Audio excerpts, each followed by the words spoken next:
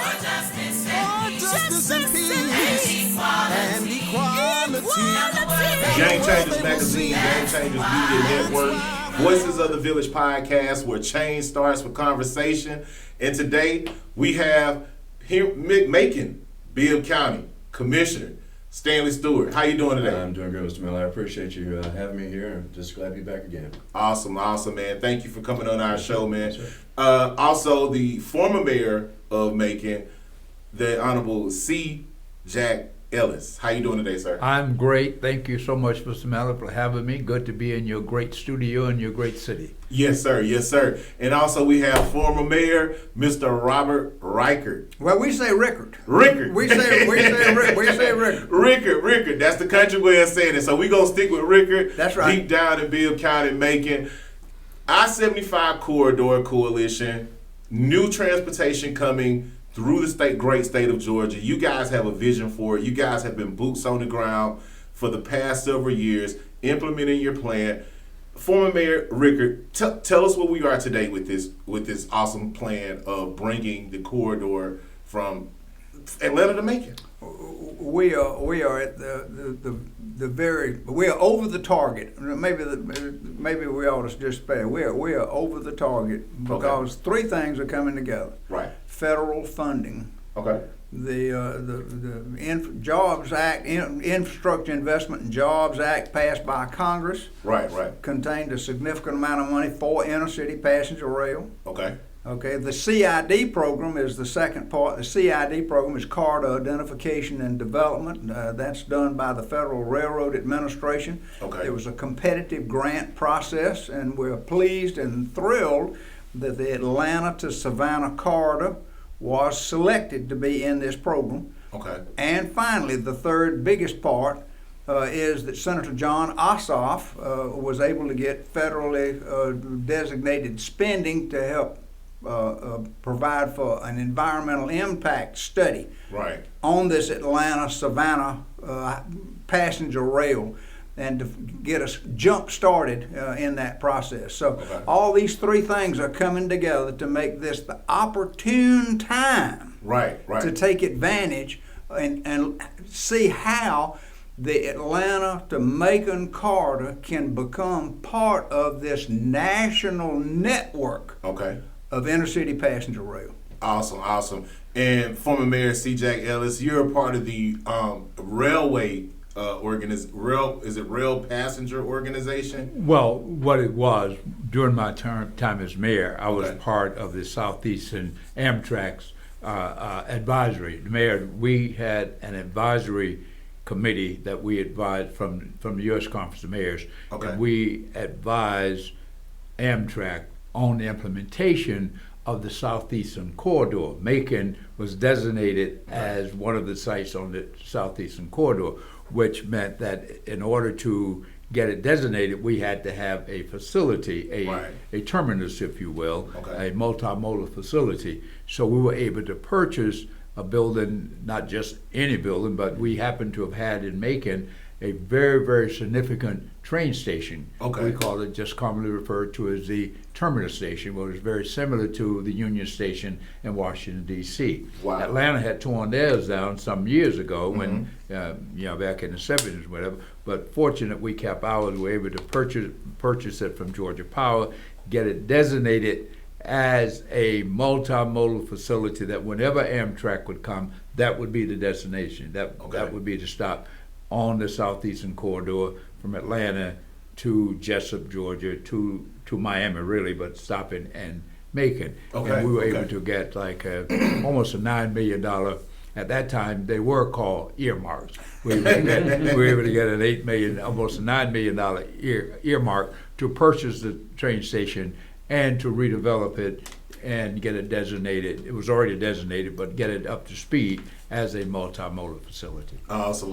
And as former Mayor Reichert stated, they don't want the pork, but they want you to bring home the bacon. Now, Commissioner Stewart, yes, you've partnered with these gentlemen in their vision to modernize transportation in the rural progressive Southeast Georgia area, South Georgia area, excuse me. and bringing economic development to the heart of Yes. Georgia, Right. right? Yes. Tell us your role and tell us a little bit about you and what some of the things that you're doing Well- with this initiative that we're pushing. Well, Mr. Mallard, first of all, I appreciate you and Game Changers for really shining a light on this issue. Thank you, sir. And it's my honor to be here with these two gentlemen. I've known both of them since I was basically a boy. you Wow. know, eighth Look grade. out now, look out now. And I tip my hat to them for the things they've done over the years. But Okay. but to be on board for this, especially for Central Georgia, Right. Macon as a catalyst, is second to none. It's going to create economic development. Okay. It's an environmental issue. You know, you're going to have less congestion on the highways. Okay. So we want to make sure that we do everything necessary to get the citizens behind this. Right. And I always say everything is driven by citizens. You know, there's no greater stature in a democracy than that of a citizen. Than that of a Than citizen. that of a citizen. So we got to make sure citizens stay involved. And I think between that and getting the federal people on board, we'll make sure it's a reality. All right. Now, former Mayor Reichert, you stated before we got started, we're 2 steps into this thing, set to take off in 2026. Yes, sir. All right, with a completion rate at 2028. Am I correct? Yes, well, it wouldn't be complete because you still got some construction beyond that. Okay. But to get the governance in place and the plan in place between now and 2026, the route selection is going to be the first fundamental step. Which route are you going to take? Are you going to take the Atlanta, Macon, Savannah? Or are you going to take a straight line through the middle of the state that is a high-speed rail? Or are you going to try to go through Athens or Augusta? Right. We right. think that the Atlanta, Macon, Savannah route makes all of the sense in the world because it takes advantage of Macon's location in the center of the state. Exactly. Okay. I'm a big picture guy too. Right. Mr. Mallard. So let me just tell you this much, and I think this will be of special interest to Game Changers. Okay. Over the last 50 years, the growth in the metropolitan Atlanta area, Okay. for all intents and purposes, has been north of I-20. Yes. For the last 50 years, Yes. it's been north of I-20. And now the metro Atlanta area is bumping up against Rome. It's bumping up against Dalton. Okay. It's bumping up against Gainesville. Okay. You got some of the longest commute times in the nation with people trying to drive into Atlanta and back home at night. Okay. Okay. Atlanta Metro is projected to continue to grow, but over the next 50 years, we think the growth is going to be predominantly south of I-20.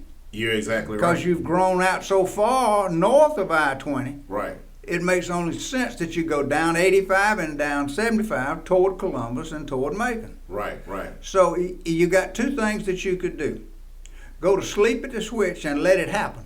And then you're going to get whatever happens. Wow. Which is typically sprawl Okay. with all of the problems of congestion, cost, etc., air pollution, air quality congestion, or you can get ahead of the game and try to implement smart growth practices. Correct. Transportation systems, comprehensive transportation systems, help promote smart growth. And that's Yes, what we all want, smart growth. So those of us who are south of Atlanta don't want to see sprawl and the same problems that Atlanta has created for itself on the north side. Yes. We want to be smart and try to be proactive and have smart growth on the south side. Well, that problem is already being created on the south side because as we're right here in Henry County right now, the population has almost doubled or tripled within the last 5 years. And it's steadily progressing south. If you drive down I-75, you can see it. I'll share something with you. Okay. In 1990, I worked for the Census Bureau. Yes, sir. And Henry County was one of my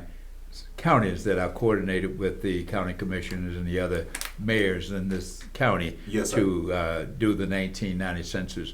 There were 50,000 people in Henry County Wow. at the beginning of the 1990 census, and I bet it's probably $750,000, at least a half million Yeah, people. we're now. at about 300 to 350,000 people Yeah, in here. that just shows you from 1990 to where we are Yes, in the last yes, 40 years. Yes, I believe last year 35 years. Last year we were like at 256,000, but we're pushing well above 300,000 with people moving from Atlanta down to Henry County, which puts Macon as the next hub. Hello, hello world. Now, former Mayor Reichert. Former Mayor Reichert. We were talking about the economic development of this corridor. Yes. A lot of people are looking at a lot of people are looking at some of the cons of this thing, and we were promised that we would have better infrastructure, better transportation. However, we saw more 18-wheelers coming up and down 75. They have a speedway. How does this transportation platform improve economic development, infrastructure, and quality of life for the citizens of Georgia? I couldn't have said it better. You just almost gave the answer. Just teed it up from it. Mr. Mallett, let's take it in sequence and say, number one, this is a critical component of a comprehensive transportation system. Everybody doesn't need to be on I-75. Correct. Everybody ought not to be on I-75. There are some people who don't have cars. There are some people that ought not be driving on I-75. They're causing problems and safety for the rest of us. Yes, sir. So let's build a comprehensive transportation system so that transportation is available in one form or another for everybody. Okay. Everybody. That's number one. Number two, it is a lot more environmentally friendly. Air quality is impacted adversely by the traffic on I-75. In fact, studies show this pattern of congestion, Okay. right? And it's typically right over the interstate highway system. And you say, why is that? Well, all these trucks coming with all this diesel exhaust. Yes. Well, you're creating the environment that's polluted. Yes. Right. Yes. So if you have a transportation system that moves more money in a fuel efficient manner and isn't contributing to the problem, then you're better off. And the congestion on Atlanta, so you got air quality congestion, but you've also got congestion, traffic congestion, Yes. that you can eliminate. So the final thing is, it's great for industry because any improvements that you make to the existing rail infrastructure also promotes safer transportation of freight. Okay. Less derailments with tank cars full of heaven only knows what, toxic chemicals, et cetera, that you don't want spilled in your backyard. Absolutely. Absolutely. So you're helping to move freight safer. Okay. As you provide greater speeds for it, you close some grade crossings or separate the grades so that you have less collisions between trains, trucks, and cars. Right. So you're building a safer transit system that's better for everybody. So for all of these reasons, intercity passenger rail seems to fit the mold of building a better system, a more environmentally friendly system, and one that promotes economic development. And in that last regard, Okay. Atlanta, if it gets on board with this, stands the chance to be the hub in the southeast for intercity passenger rail, with connections to Washington, to Nashville, Tennessee, to Meridian, Mississippi, and Dallas, Okay. to New Orleans, to Jacksonville and Orlando and Miami, Okay. to Charlotte and New York, Washington and New York. Atlanta could be the hub, and I promise you, over the next 50 years, if Atlanta becomes the hub for Southeast passenger rail, Right. it can have as great an economic impact as Hartsfield Jackson has had over the last 50 years. Wow. That's why we can't miss out on it as far as Macon's concerned. You know? Okay. And Commissioner Stewart, piggybacking off former Mayor Reichert, the improvement, what we saw that Hartsfield Jackson actually brought to the city of Atlanta. We see how Atlanta industrialized itself. We now have a international attraction to Atlanta. Sure. How does that improve in building this system? How does that improve an international audience to the entire state of Georgia? Well, as Mayor Reichert said, and more people coming into Hartsfield-Jackson, that's a gateway to the world, if you will. Right, correct. And so therefore, when they come into Hartsfield-Jackson, if they're able to jump on a train and come on down to Macon, on down to Savannah, that brings the world to Macon, Georgia. I also look at it from a reverse angle. If you look at it from a Savannah perspective, looking back up the state, Okay. the port of Savannah has been deepened. And so therefore, you got more cargo coming into the port of Savannah now. Yes. And as that more cargo comes in, that's going to be more congestion on I-16 coming up to Macon. Okay. So if you got a train running up from Atlanta, Macon, Savannah, Macon to Atlanta, it's going to ease that congestion. So that's one way of looking at it also. Former Mayor Ellis, when you were in office, you it created the hub in Macon.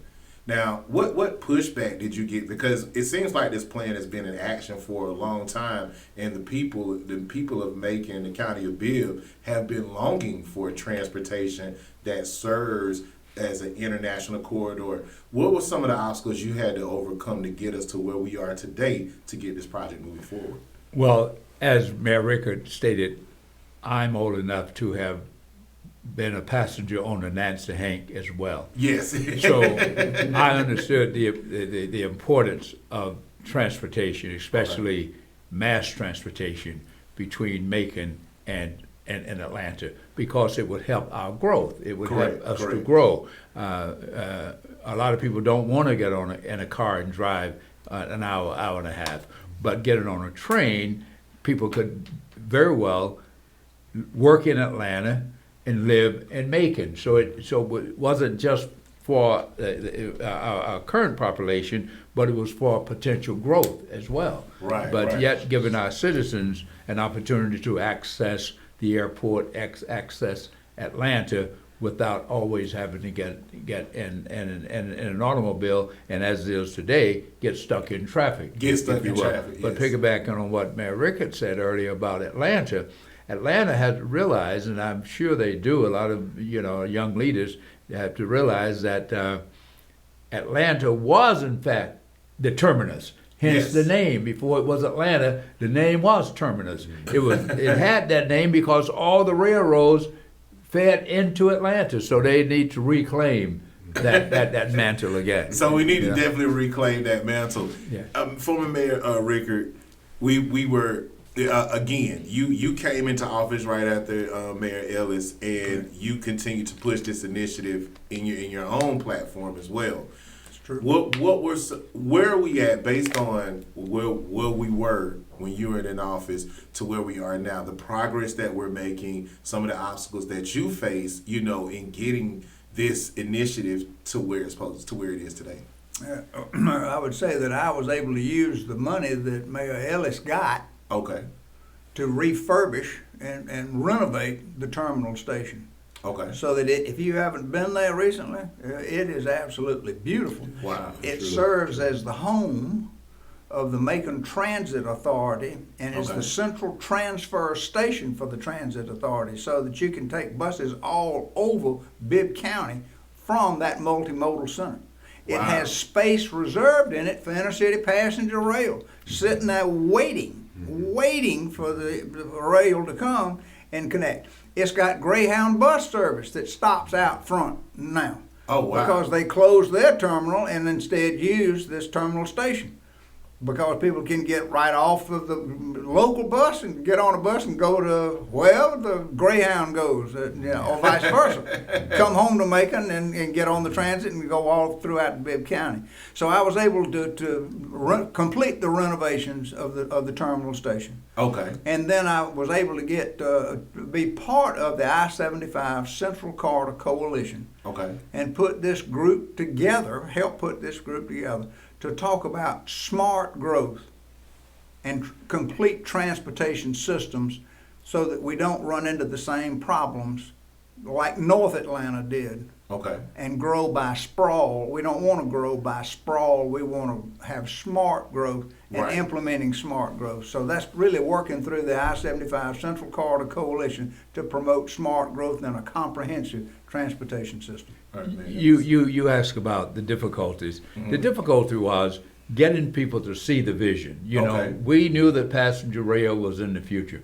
We knew that our local transit system didn't have a place at a proper exchange station downtown where right. people. So we had to get people to understand that this is not just it's about local people, but it's also about a bigger picture. So whenever people sometimes don't see the big picture, they sometimes think you're wasting money. Yes, But yes. had we not bought that terminal station, had we not gotten the money from Washington, D.C., had we not gotten it designated as a multimodal facility, as it is, where you could have inner-city buses and intra-city buses, as the mayor said, inter-city, and the Greyhound and all that, we would not be eligible now to be talking about some of the stuff that we're talking about, because they would say, "Where's your train station? Yes, Where's yes.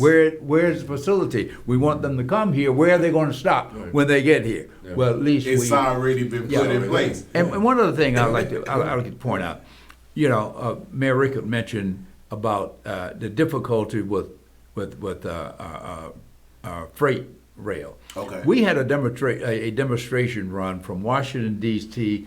to Savannah, Yes. Amtrak, Yes. in 2006. The U.S. Conference of Mayors were having a meeting in Savannah. So I was, as the chair of the Amtrak Advisory Committee, I went to Amtrak and the CEO and said, "Let's bring everybody to Savannah by rail." Okay. And we did, from D.C. to stayed overnight in Macon and on to Savannah. But what happened, it took us 3 hours Wow. to get from Atlanta to Macon, because we had to park on the side while the freight trains were coming by. So even though it was a good experience, we had a lot of food, a lot of booze, a lot of drinks and on the train. But you're right, in order for this to work, Okay. we've got to have your designated and dedicated rail line. And we know that some people in the community and throughout the state have not been very high on rail, as, say, Governor Roy Barnes was when he was governor. Then we had some people to follow him that thought it was just a waste of money. So I'm glad to see that Mayor Reichert at the helm now in this organization is now, pardon the pun, back on track and moving, not just on the track, but moving down the track. We're seeing him all Yeah. over TV, man. I've been watching him on the news, and former Mayor Reichert is a blazing trailblazer in this initiative and pushing it forward. Now, Commissioner Stanley, Yes, sir. Stanley Stewart, you play the role as carrying the torch, because you're currently in office in the county of Bibb, and we spoke with Mrs. Aisha Ellen of Keep Making Bibb Beautiful. Yes. And a part of transportation is the beautification system course. of the city. Yeah. How does that play and role with the vision Mayor Reichert and Mayor Ellis has created to where we are present day in the city of Macon? I think the biggest caveat right now, what I've done, and I appreciate Mayor Reichert coming to me and asking me if I would try to draft a resolution, which we did. We got it drafted, we proposed it, and it passed last night Awesome. with the commission and with the administration. That's the biggest aspect, because you got to have buy-in from the city, Okay. and so therefore that's been done.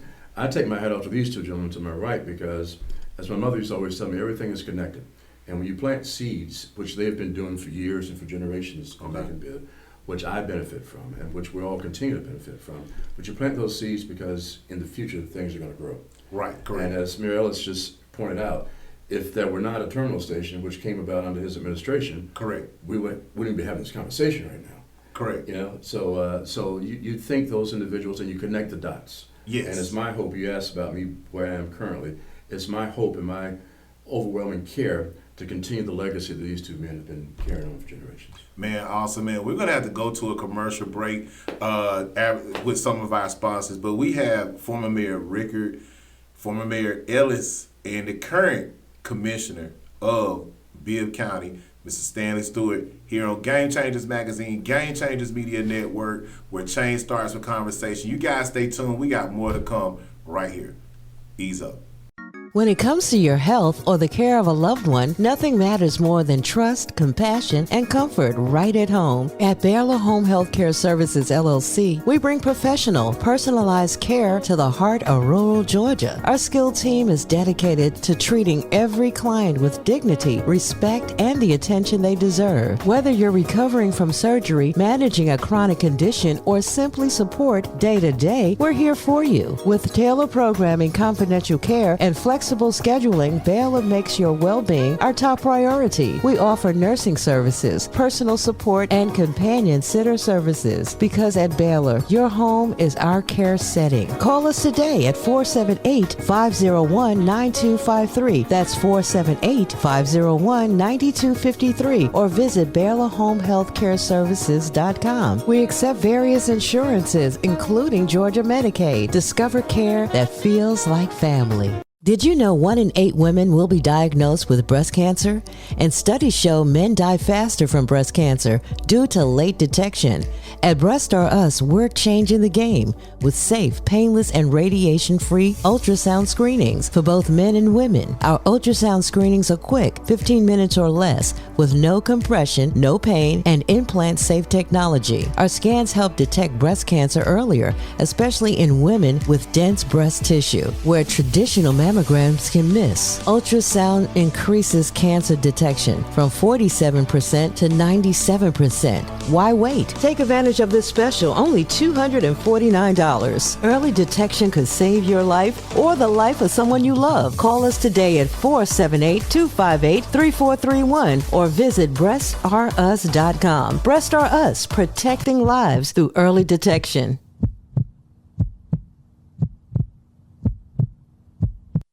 Game Changers Magazine, Game Changers Media Network, Voices of the Village podcast, where change starts with conversation. And we have former Mayor Robert Reichert. Reichert. I'm sorry. Reichert. We have former Mayor C. Jack Ellis and current Bibb County Commissioner Stanley Stewart. Thank you guys for being on our show. Thank you guys for sharing your vision. Thank you guys for creating a proven system. All right, so this looks like a proven system that has occurred for over the past, I would say, 30, 40 years, in which we're trying to implement now today to modernize and bring Georgia up to speed to where modern transportation can be. Smart growth, right? All right, so the elephant in the room, as we would talk about, some of the pushback that people get when it comes down to transportation, communication, connecting different cities is crime, right? And you have people in Macon who say, well, we don't want people from Atlanta being able to hop on a train and come to Macon quick like that. We don't know their criminal system. Savannah, it could be high in crime. Tell us the pros and the cons of connecting these cities and the crime prevention in this area. Well, I think, if y'all don't mind me saying this first, I think, we had this conversation prior to this because we're getting ready for the show. Okay. And when you and I talked, and you mentioned the fact that, a lot of individuals in Atlanta were mindful or fearful of the crime coming from Macon or Savannah to Atlanta. Right. And I shared with you that, guess what? That's the same sentiment of people in Macon and the people in Savannah. They think the crime may come from Atlanta down to Macon or Savannah. And my overall situation of saying this is that we've got to talk to one another. Right.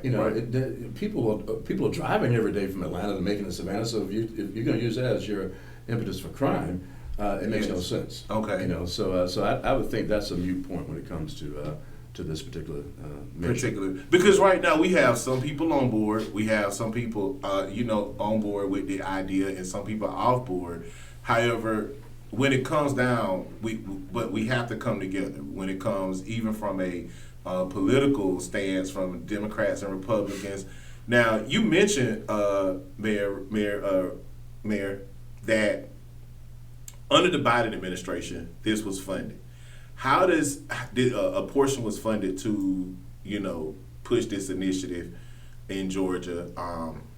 How does this play a role with the new administration in office from the Trump administration? Does this push this forward? Does it back it back with federal funds being cut? How does it play out?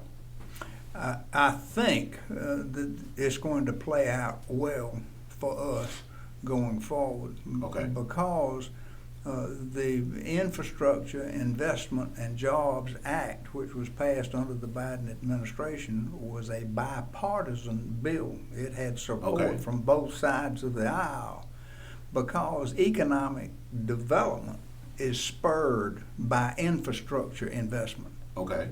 So actually what you're doing is you're creating economic growth, bringing in businesses and job opportunities.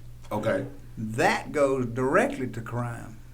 I think it was our former DA that says the best way to stop a bullet is with a job. Yes. If you give somebody the option and alternative of a good paying job as opposed to a life of crime, I believe they take a good paying job. Absolutely. And as John Hope Bryant often says, there's nothing any more dangerous than a man who has lost hope. Yes. Because if he's lost hope, he don't care what happens to him, therefore he don't care what happens to you, and he'd just soon shoot you for a quarter. Just look at you, right? Yes, yes. So economic development makes sense to Republicans and to Democrats. Absolutely. Yeah, it's one of these things that brings us together. Okay. And if people understand that you got to invest in the infrastructure to bring in the jobs, to bring in the occupations and the businesses and industry. Yes. Look at the success that Georgia has had and the investments that Georgia has made under Republican administrations just over the last 16 years. Yes, yes, yes. You've got the Hyundai plant, which has got 8,000 jobs just outside of Savannah on I-16. Absolutely. Right. You've got other automobile manufacturing facilities in LaGrange, Georgia. West Point, yeah. West Point, the Kia plant that came in. You've got all kinds of Fortune 500 companies that are moving into Atlanta. Norfolk Southern, for heaven's sakes, moved their headquarters to Atlanta. All of that is economic development spurred by investment in infrastructure. Right, right. So I think that even in hard economic times, when the government's trying to find ways to cut spending, some of the spending that they see as good and wise and prosperity developing is investments in infrastructure. Definitely, definitely. And that's exactly where we fit in. I would say to people who are concerned about crime, I would ask them to look at Gwinnett County, look at Cobb County, and some of the other counties, but those two in particular.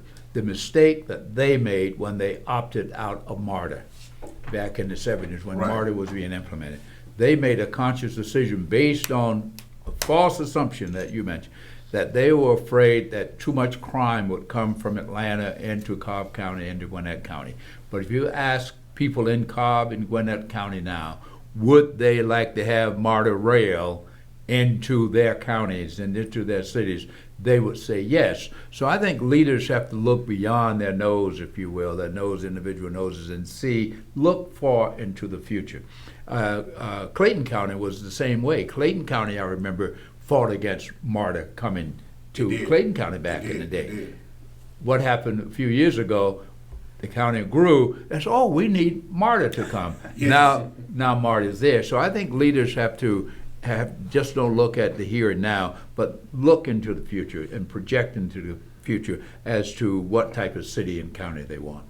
And crime actually reduced in Clayton County because crime had kind of escalated in Clayton County, but until they improved the infrastructure of transportation, also with Sheriff Victor Hill, doing his thing, we saw improvements in that. Now Georgia is made up of 80%, almost 80% small business owner, right? How does this corridor create almost like an international hub for the state of Georgia for small business owners to service their goods for business and trade and improve quality of life for the entire state of Georgia, and it starts in the heart of Georgia, Macon. I would point out tourism. You are promoting tourism when you have inner city passenger rail that connects people. As I mentioned earlier, if Atlanta becomes the hub for the Southeast United States, right, for inner city passenger rail, this national network, okay, you literally are allowing people to travel easily, conveniently, and inexpensively, okay, from Atlanta to Savannah, to Jacksonville, to Chattanooga, to Nashville, to Charlotte, to Washington, to New Orleans, and to Dallas. You're enabling tourists to come in. Wow. From all the places. So you're bringing in people who will need goods and services and will buy goods and services. So to small business owners, it's like paving the sidewalk in front of the store. Absolutely. You know, absolutely. you're accommodating people and their entry into your business. If you expand your business to mean your street, your neighborhood, your community, your city. Okay. Or now you're beginning to bring people into my store. That's what you have to start thinking about. Absolutely, absolutely. And with Georgia being one of the highest small business hubs of the Southeast, transportation and smart growth actually improves economic development statewide. It's going to help it. Yeah, definitely. Yeah. Now, when it comes to smart growth, I believe we talked about right now we're in the stages of transportation planning. What does that look like? What does the corridor even look like? I know you brought a map in here, Mayor, and kind of broke everything down. But what does that look like for the citizens so they know where these corridors are flowing through, what it looks like? Because I know people hear about it through the news and through social media, but paint us a picture of what this corridor looks like. Well, rather than paint you a picture of what the corridor looks like, how about I just hold up the map? One picture can be worth 1,000 words. Absolutely. And this is a Georgia Department of Transportation map, and you tell me which way I ought to hold it. You can hold it right directly towards here. Okay, right directly. This is a map, and as you can see, the bright pink lines are the federally designated rail network. Okay. The green lines that you see on this are the connections that they make to individual Georgia cities. Okay. So if you follow from Atlanta down to Macon in the middle of the state, there's a green line over to Columbus. Right. There's a green line down here to Albany. There's a green line down here to Valdosta and to Waycross. You're tying cities on second-tier cities into the mainstream of Georgia and connecting rural areas to healthcare, to jobs, yes, to entertainment, and to tourism. Yes, because it works both ways. You go to your job, they come to your town to visit.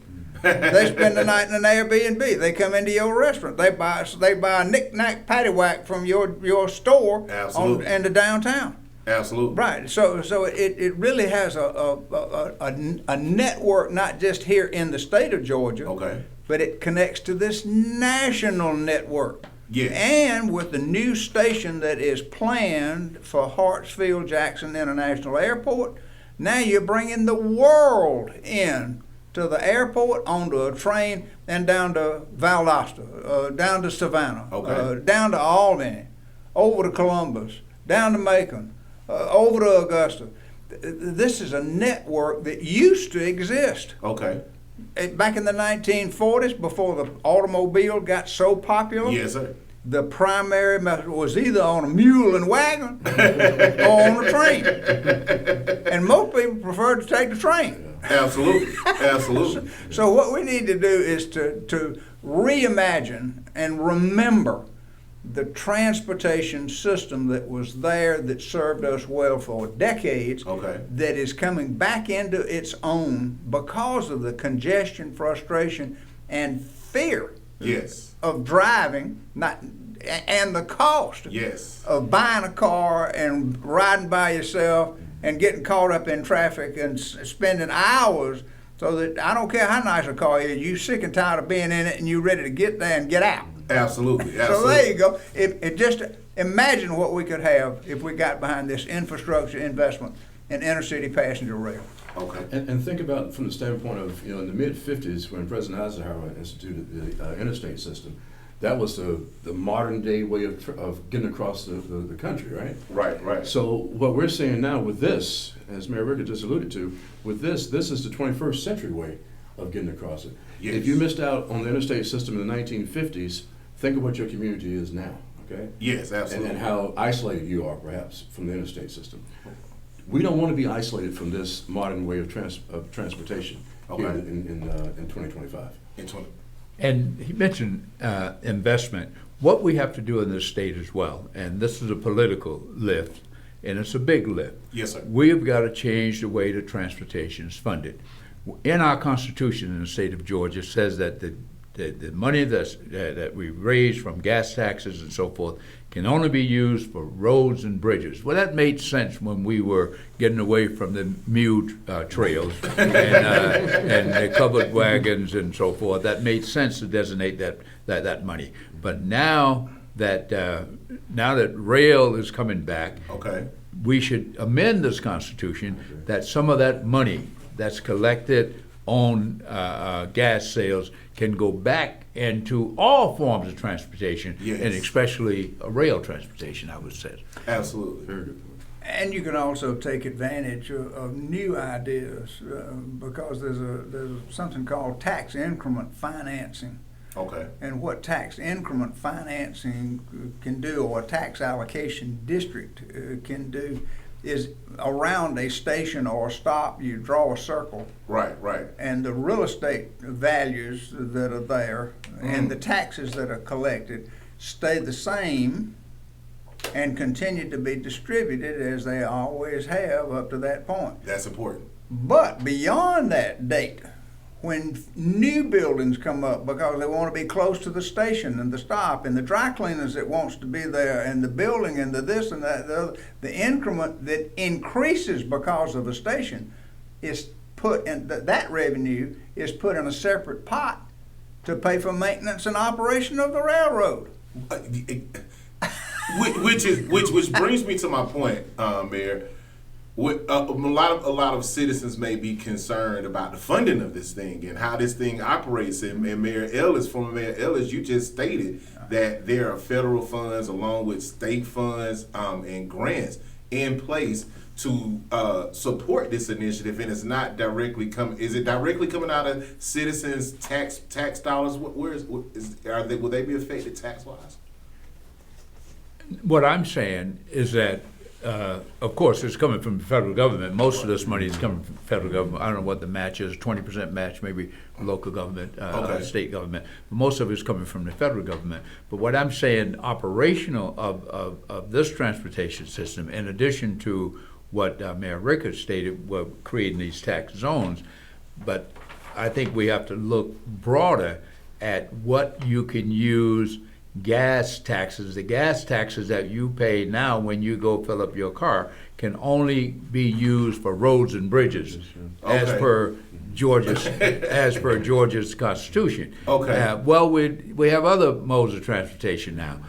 Rail is coming back, so we're saying that maybe we need to take another look at that. Like I said, that's a long way down the road, but that's something that we should take a hard look at in terms of funding for this. And I really think that the state of Georgia may have already taken a step in that direction, because what they have done is to say that motor fuel tax for trucks and cars goes as constitutionally restricted to roads and bridges. However, diesel fuel sold for railroads to run freight engines, that can be separated out and used for railroad infrastructure. Absolutely. And now we're talking the same way aviation fuel. Well, let's don't use that for roads and bridges. Let's use that for airports. Yes. And I think that the state can do this, and probably is inclined to do this, and may already be doing some of this. Is using freight, using the fuel that's used by freight for railroad improvements. Yes. Whether yes. it be grade crossings, whether it be separating grade crossings or improving the tracks or whatever. And same for aviation. So yeah, there are all kind of ways, but help us to imagine Yes. how we can accomplish this. Because right now, if you own a car, you're paying 100% of the cost. Amen to that. You bought the car, you buy the gas, you buy the tires, you provide the driver. Yes. Yeah. So you paying 100%. So anytime you can get a little bit of help on that, Right. you right. better off. Right. Mayor Stanley? No. Yeah, please, Commissioner, right now. I'm sorry. But no, I agree with him 100%. I think, as Mayor Ellis was saying, it's somewhat of an antiquated way of thinking about transportation, because as we get in, further, we are a quarter of a century into the 21st century now. Yes. And so, we got to change the way we think about things. This project right here that we're talking about is something that will bring us further into the 21st century. Correct. Now, you guys have counties on board, partnered, ready to roll, corporations on board, ready to partner with this. What is that? How important is partnerships in getting not the counties, these partnership, private investors, public investors in the public? How important is this in pushing this initiative forward for the vision of what we have on the table here? Enlightened self-interest will help us more than anything else in building grassroots support for what we're talking about. Enlightened self-interest. We're not trying to get you out of your car. If you want to buy your car and stay in your car and drive on the interstate highway system, wonderful. We're happy for you. We're not trying to get you to stop doing that. What we're trying to do is to make an alternative for some people who don't have a car or who ought not be driving a car. Right. Give them an alternative to arrive at a different destination and connect yourself to additional jobs and healthcare and business opportunities and tourism. Yeah, and you think about it from this aspect. I'm in my 50s. Mm-hmm. You're in your 40s. Yes. So those who are in their 30s and 20s may be looking at it from an environmental aspect, Okay. because they're going to be around a bit longer than we are. Yes. So they may be thinking about it. Well, future-wise. So to Yes. speak, Yes. So it's across the board. My thing is to make sure that I stay in front of and nobody's asking me to do this. It's just the fact that I believe in this idea. Right. To stay in front of the people of Macon Bibb first. Yes. And make sure they carry the narrative forward. Secondly, making sure that we connect the dots between the cities in Atlanta and Macon and Savannah, so we can put the finished pieces together and complete the project. Man, this is an awesome idea, Mayor Ellis. People who travel a lot, especially if you go to Europe, Japan. Yes. When you go there, I spent 3 years in Europe and a couple of years in the Far East. And when you go there, you realize it just makes sense to have passenger rail. Absolutely, you fly into Paris, you jump on a train, you can go to the Mediterranean, you can go to the wine country, you can go wherever you want. Seamless. That's right. Seamless transportation. That's what this would do, as Mayor Reichert stated. Okay. You can fly into Hartsville, you get on a train, you're in Savannah, you get tired of Savannah, you go to Dahlonega. Seamless transportation, and that's what this does, and obviously it's environmentally friendly, and it makes sense. So especially our young citizens, a lot of them don't even want to drive cars anymore. It's not that they care so much about the environment, they just don't want to own a car. It's too much of an expense for them. So I think it's time for us to really implement this, and I think with doing what you're doing here with your massive audience, and just get people to call their representatives, to call their mayors, their commissioners, their state representatives, their state senators, and say, you've got to support this and be an advocate. And we all should be ambassadors for this initiative, because it's a good initiative, and it's going to affect generations yet unborn. Man, that's an awesome initiative, man. And we're going to have to go to another commercial break, but we're going to talk about pushing this initiative forward from where we are today to our tentative date. I believe we have a final draft on an SDP coming in 2028. Am I correct? That's correct. That's correct. So we're going to talk about what that timeline looks from where we are right now to that time. educating the citizens of the great city of Georgia all across the state on how we can improve our community with smart growth and transportation. You guys stay tuned. We got to go to another commercial break. Game Changers Magazine, Game Changers Media Network, Voices of the Village podcast. Again, where change starts with conversation. Ease up. Georgia. In America, we are in what many may call dark days. This is not a game. We are in a crisis that has many in communities across this state and in the nation feeling uncomfortable and, quite honestly, scared and unsure of what tomorrow will bring. In this moment, we need someone that's ready and willing to pull us out of darkness and step into the light of our greatest potential. It is not enough for us to fight against the powers that be, but we also need to fight for something. I desire to fight for you and your family as I announce my candidacy to become governor of Georgia. As governor, I will be that champion. I want to ensure your rights are protected. Civil rights, reproductive rights, human rights, women's rights, LGBTQ rights. I want to protect you from being abducted in our streets. I understand that climate and the environment is important. You deserve clean air to breathe and fresh water to drink. A governor that believes all Georgians deserve good paying jobs, safe homes, and access to affordable health care. But a governor also that believes that giving birth to children in this state should not be a death sentence. Who do we have that is going to lead us to brighter days? A husband, father, business executive, entrepreneur, military veteran. We need someone to restore hope. We need a governor on day one who is ready to battle against the Trump policies, the Republican agenda, and protect the citizens in this state. Every day I will wake up with your family on my mind. I am ready to be a champion for you. Elect me, Derek Jackson, for governor. All right, Game Changers Magazine, Game Changers Media Network, Voices of the Village podcast, where change starts with conversation, and we're back. Mayor Reichert, Mayor Ellis, Commissioner Stanley, Stewart, here. I-75 Corridor Coalition, vision for smart growth for the future. Yes, sir. Right. Now, during the break, we were talking about some key factors in investing in this railway system. And a lot of people, some people, I don't want to say a lot of people because I don't want to generalize, but some people look at cargo. Will this be mixed up with cargo, or will this just be a passenger where people could just get on, almost like the Amtrak? And I'm going to use Amtrak as an example. How does that look? Would this be like, okay, one part of the day we're moving passengers, part of the day we're moving cargo, and how does that look in this infrastructure?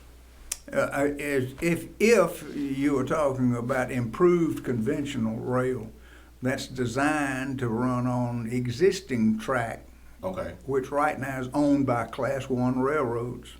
Okay. Right, like Norfolk Southern, CSX, Union Pacific, etc. Okay. Right, so this is designed to run with improvements so that you don't have quite as sharp a curve, quite as steep an incline or decline, and smoother, so that you don't shake, rattle, and roll while you're riding. Right, so it can be a lot different. High speed, on the other hand, is dedicated to high speed and probably would have very little, if any, freight associated with the use of that track. Okay.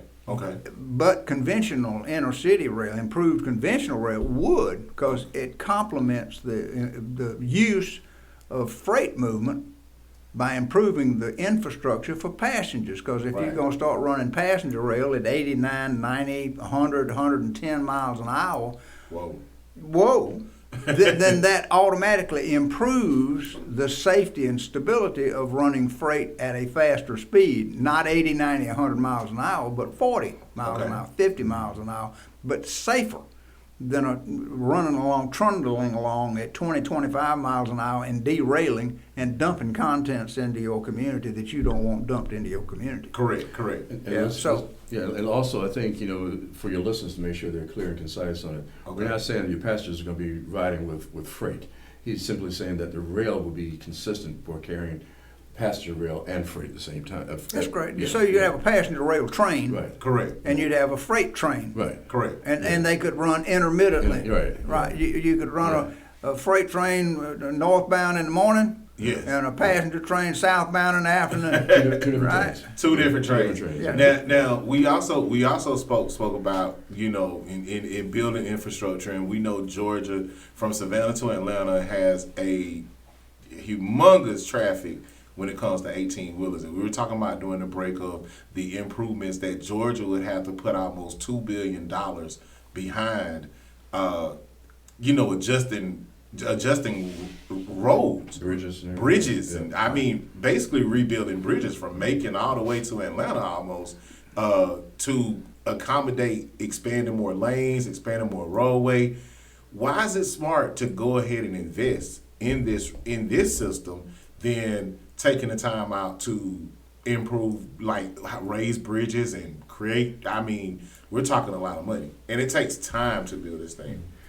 Well, I'm afraid that horse has left the barn already, if you will. That horse left the barn when we dredged Savannah Harbor and made these super mega cargo floating, what do they call them, container ships to come in. Because once that cargo comes in, it's got to get to the market. And of course, Atlanta is the market. Yes. So that means it's got to, right now, the way it gets to the market for the most part is on a truck. Yes. And in order to get that truck from Savannah to Atlanta, it's got to come on I-16 and I-75, the most direct route. Okay. So I think they were forced, based on what you said earlier. We didn't do a lot of prior planning a long time ago. We didn't see this type of growth. No one saw this type of growth. No one was talking about the Savannah port being able to handle these mega ships 20 years ago. Correct. But now they're there, and we imported so much stuff from overseas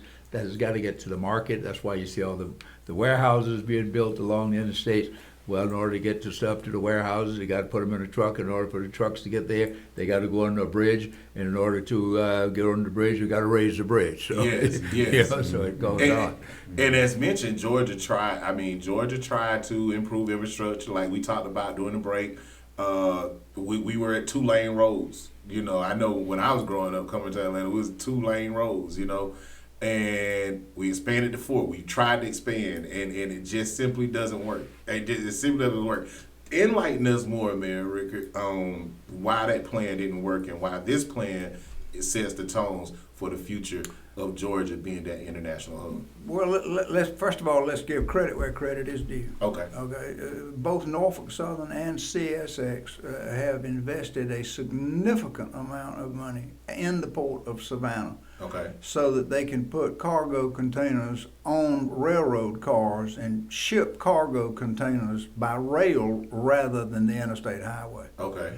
What they need is expanded capacity on their railroad to move the freight train full of cargo containers, right? So by improving some of these secondary routes that are in disrepair, specifically the old Georgia Central route between Macon and Savannah that runs through Dublin and Vidalia and Claxton. Right. All of a sudden, now Norfolk Southern's got a second route by which they could run these container trains between Savannah and Macon. Okay. Similarly, there are 2 lines between Macon and Atlanta, 2 railroad lines, both owned by Norfolk Southern. Okay. But one west of the interstate is called the S line and is in bad repair. If you improve that, then they could use it for additional capacity to move cargo containers. And for every cargo container you put on the railroad car, you take it off the highway. Right? So that's why this inner city passenger rail benefits freight movements as well as passenger rail. Okay. Now we're coming up on the environmental planning stage, some of the alternative analysis and drawing this picture and moving the vision forward. What does that look like? What is the environmental plan, Mr. Emeritus? What is the environmental plan for this initiative moving forward? Because we're coming up on, I believe we completed like 2 to 3 stages of this, and it says that we're coming up on the environmental transportation plan, financial planning stages of this thing. Well, whenever you're doing a major project like this, you have to look at the environmental impact study. How is it going to impact the environment as it moves along? Depends on what that environment is. Right. Is it water runoff? Is it hosts of other things that you have to deal with, and you're dealing with an environmental impact. So how is it going to impact the various communities that it moves through? Sure. Is it going to be more air pollution? Will it reduce air pollution? Will it create more idle time for trucks and so forth? But I'll let you speak to exactly what they are studying in this particular environmental impact study. I'm speaking in general. Okay. Yeah. Right, but the environmental impact is several different phases or several different categories. Like Mayor Ellis mentioned, first thing is what sort of physical impact is it going to have on your built environment? Is it going to be a green field through a pasture land that you put this? Well, that's pretty severe environmental impact, adverse economic impact. Or is it going to use existing rail? Okay. If existing rail is already there, yes, then there's a lot less impact physically on the environment. Secondly, Mayor Ellis mentioned in the environment and pollution. Okay. Is it going to contribute to pollution? You say you're going to have additional trains, but you're reducing the car traffic. Yes. So how does that balance out? Less car traffic, less diesel trucks, than the train, especially if it's electrified. Yes. If it's electrified, now it's not even polluting at all. Except at the plant where they generate the electricity, and it was already being generated, right? So yes. Right. So then you look at those sorts of environmental impact from a pollution standpoint. So all of that kind of factors into whether you have greenfield development or use existing rail, and how you power it. Do you power it with diesel? Do you power it with electricity? How do you run this thing? And high-speed rail typically runs on electricity. Okay.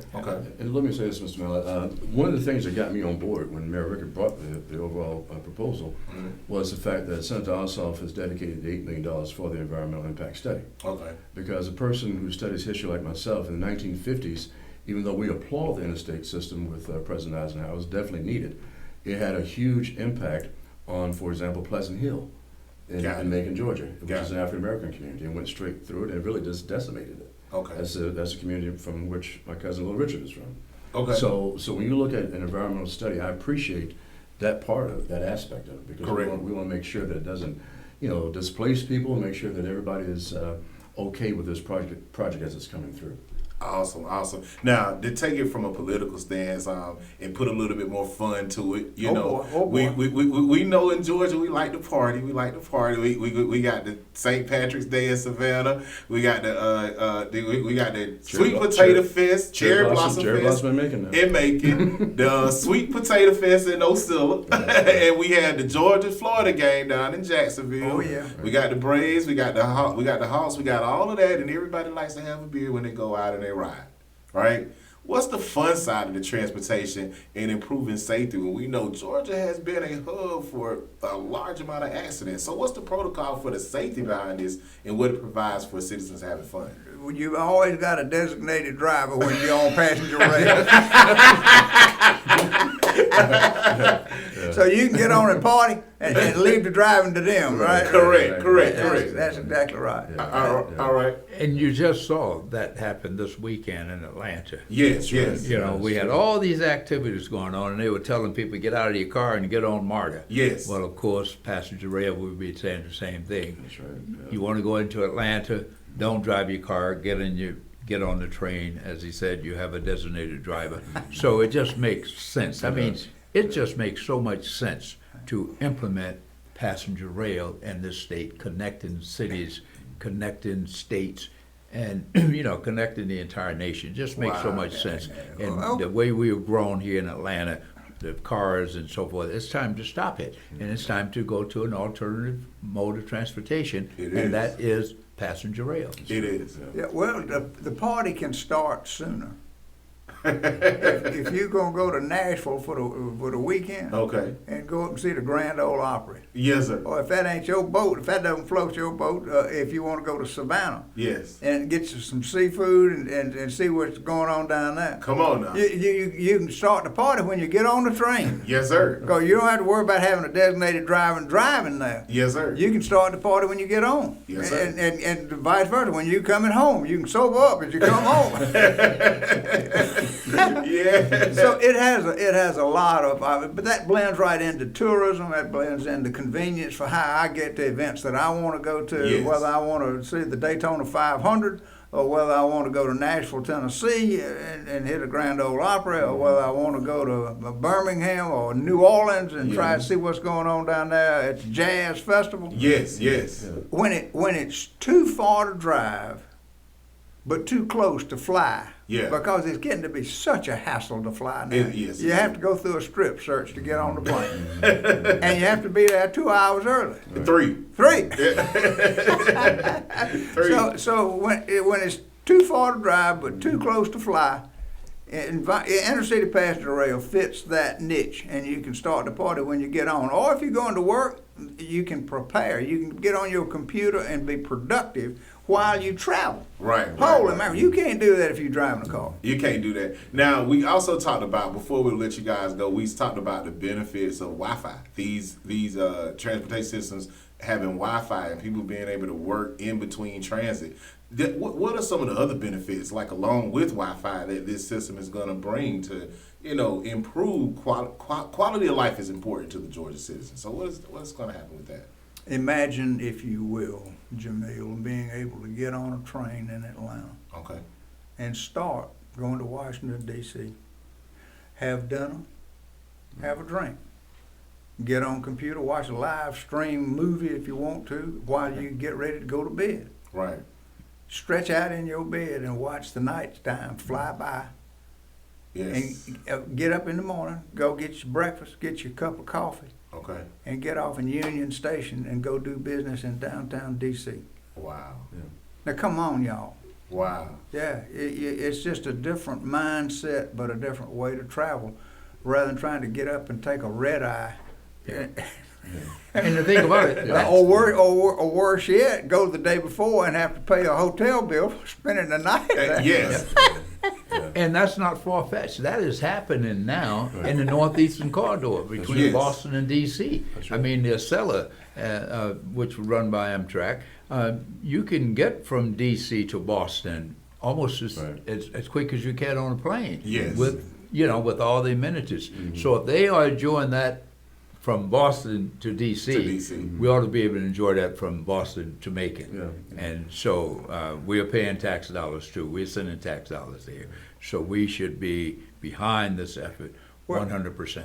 I couldn't agree more. And again, as we pass this torch from our generation down to the next generation of leaders, like Stanley, Stewart, who kind of see already the benefits of this and going to take it up, pick up the torch and run with it. Yes. Then you're building a system for tomorrow, and a better system at that.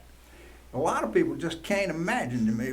They've ridden on a train before, and they remember it as rocking and rolling and kind of shaking you from side to side, almost like sitting on a Maytag washing machine. Yes, sir. And they say, "Oh my God, you gonna make this thing go faster?" Or what in the world? I don't want it. No. I've been fortunate enough as mayor of Macon to go to France, to our sister city in Macon, Wow. and get on the TGV, Très Grande Vitesse, bullet train. Wow. And this is my impression of riding on the bullet train. Easy. Rock Yeah. solid. A glass of water doesn't even slosh on your tray as you're Wow. running along 185, 195, 210 miles an hour. Water doesn't even move. It just rock solid. I was fortunate enough to go to Japan because we have a sister city in Japan, Kurobe City. Yes. I got on the Shinkansen Wow. bullet train. Here we go again, 190, 200 miles an hour. Rock solid. Water ain't sloshing in the glass on your tray. They serving dinner. Yes. They Yes. serving dinner. We can't imagine because we're associating it with mule and wagon technology of the past. Yes. Improved conventional rail is a quantum leap forward. High-speed dedicated rail is a quantum leap from that forward. There's the future. That's the vision. If we could get people to go to France and ride, or go to Spain and ride their high speed, or go to China, or go to Japan and ride one time on a high-speed rail, you'd come back with a completely different mindset. Yeah. And now it's not only Europe. In Ethiopia, you could take a train now from Addis Ababa to Djibouti. Wow. The same high-speed trail built by the Chinese. So if the Chinese can build that type of rail system in Ethiopia, Yes. connecting a country to the Red Sea, we can sure build one here in Georgia, connecting the Atlantic Ocean and Savannah with downtown Atlanta, and we ought to. Yeah. Commissioner Stanley, international. No, I was going to say, Aisha and I were in Paris 2 years ago, and we caught a train from the Water Nord train station onto the English Channel into London, and both gentlemen are right. I mean, Okay. when you go overseas and you travel, it's just the way to get around. Yes. And yes. so we've got to bring that 21st century mindset to our neck of the woods, if you will, to Macon, Georgia, USA. We look forward to seeing this vision come to pass, and man, I see nothing but great things happening behind this vision. I see us moving forward. I see Georgia progressing. Oh, yeah. Democrats and Republicans alike coming together, the people coming together, everyone joining in to make a better Georgia. Yes, sir. That's what it's about. And let me thank Mayor Reichert for his leadership. He's now the chairman of this, so it's a big weight on his shoulder, and we're going to hold him accountable to make it happen. if it doesn't happen, we're going to say, what happened? Absolutely, absolutely. But on a real sense, we really appreciate his leadership, and I know it's going to happen. His enthusiasm just, is absolutely contagious. Correct. And we all want to have that same enthusiasm, but enthusiasm without action is not going to get it done. So we got to have action by elected officials, action by the general public, Yes. to be brought in the elected officials to get on board, if you will, to make this happen.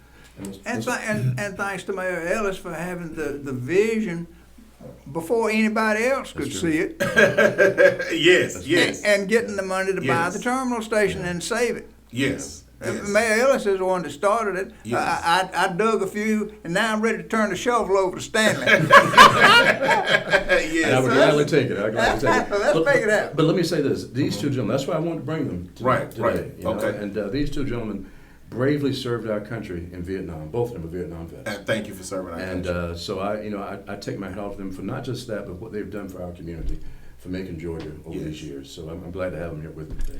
And not only that, I went back to Vietnam, was able to take a train from way all the way to Okay, you took a Saigon. train.